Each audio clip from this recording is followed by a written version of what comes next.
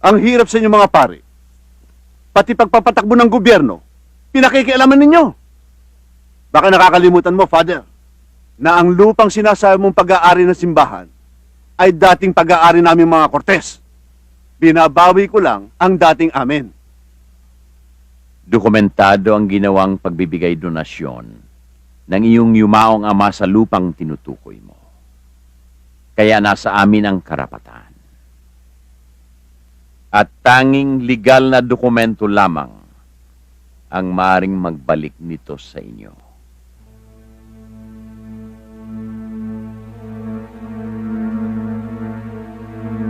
Legalidad ba ang gusto mo, Father? Sige. Pagbibigyan kita.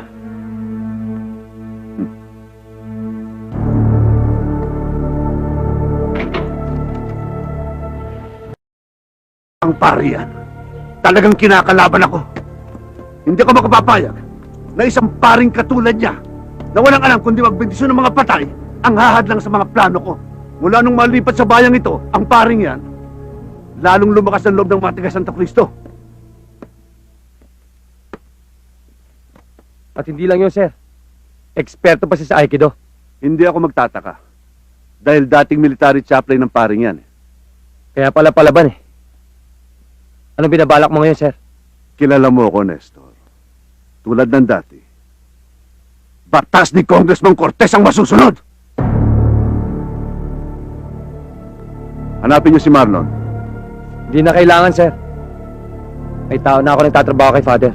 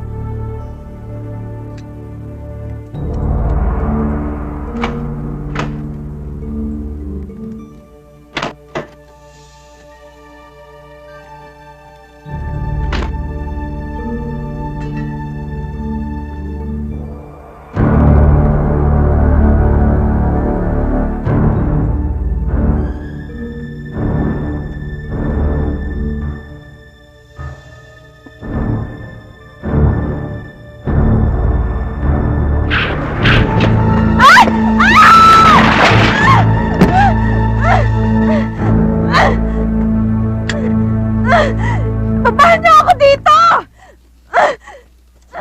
Ano ba? Ineng, anong ginagawa mo riyan? Daig mo pa ang butiking tinalupan. Baba mo ako dito! Pedro? Pedro! Father? Ano ba? Tumawag ka ng pulis. Babahan niyo ako dito! Opo. Ano ba?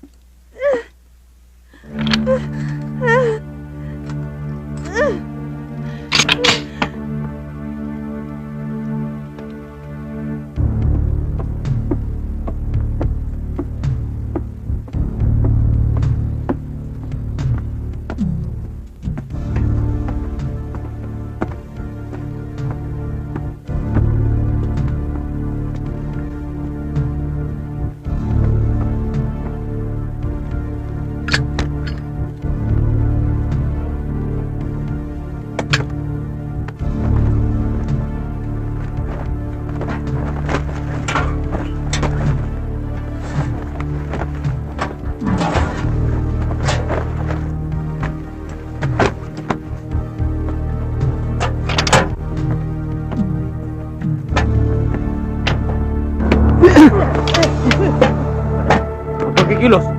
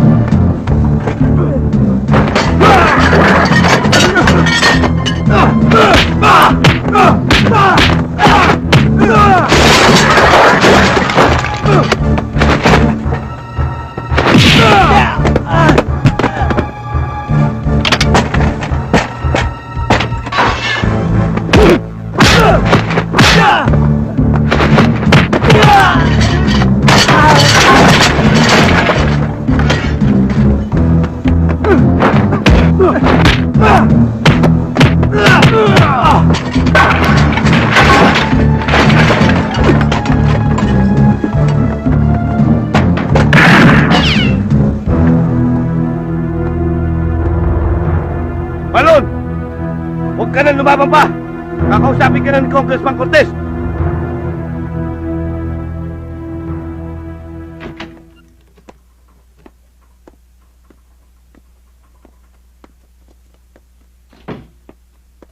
Epe, may bisita ko kayo.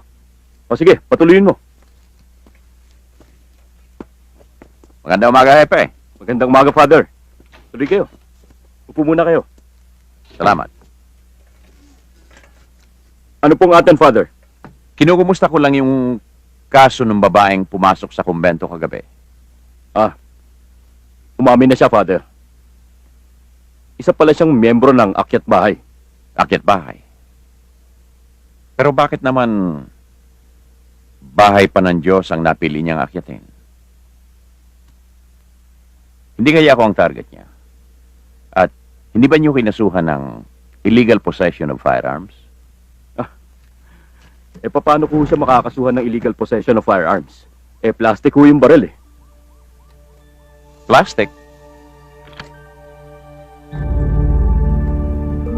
Pepe, hindi ito ang baril na nakuha ko sa kanya kagabi. Ang nakuha ko ay isang 92F Beretta.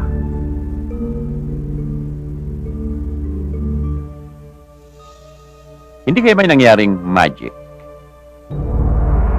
Hocus pocus, ang totoong baril naging plastic. Father, wala hong hocus-pocus dito. Ito ho ang nakuha ng mga pulis ko. Ito ho ang dala ng babae nung pumasok sa inyo sa simbahan. Pero huwag kayong mag-alala. Pipigayin ko ng gusto. Makakuha lang tayo ng ibang impormasyon. Sana nga. Sana nga. Paano, Hepe? Hindi na kami magtatagal. Sige, tayo na, Pedro. Lintik na pare yun! Hindi lang pala sa Aikido magaling. Malakas din ang pakiramdam at pang-amoy. Sir, si Cathy, sumabit. Nasa kulungan ngayon. Baka isabi tayo nun, baka umatay yun. Relax ka lang, Nestor. Don't panic. Si Hepe na ang bahala doon. Sir, nakuha na namin si Marlon.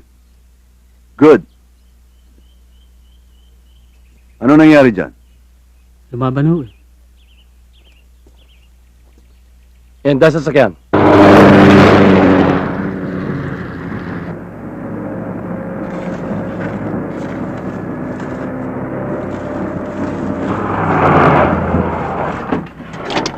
Dun!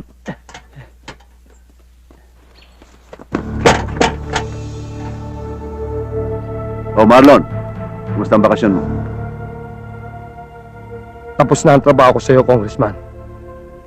Kaso, hindi ka marunong tumupad sa usapan. Relax ka lang. Hindi biro yung kaso mo. Bitay ang katapat. Alam mong wala akong kasalanan, Congressman. Pero wala kang sapat na katibayan para patunayan yan sa korte. Ikaw at ang babae mo ang nakakaalam na wala akong kasalanan.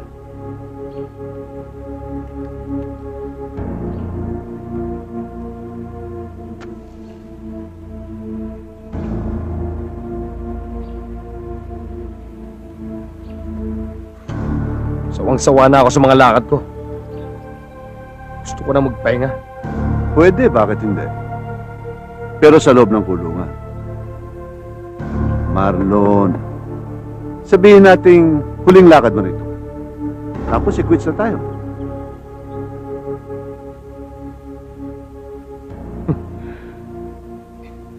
Ilang beses mo na sinabi sa akin yan, Congressman. Oh, come on, Marlon. Simpleng-simple lang pagkagawa ko sa'yo. Dukutin mo ang paroko ng Santo Cristo. At hindi mo dapat patayin. Dahil kailangan ko siya ng buhay.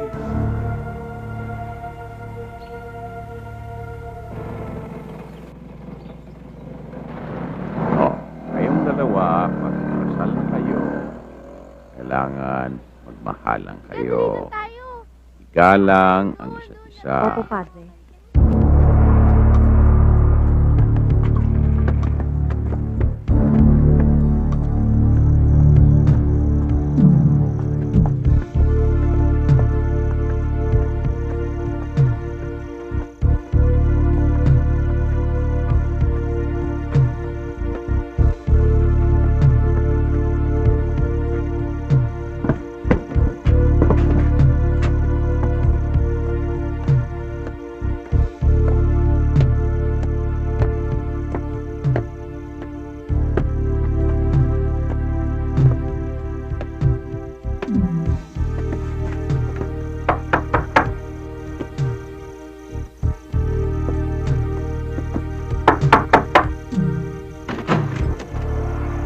Magandang gabi ho.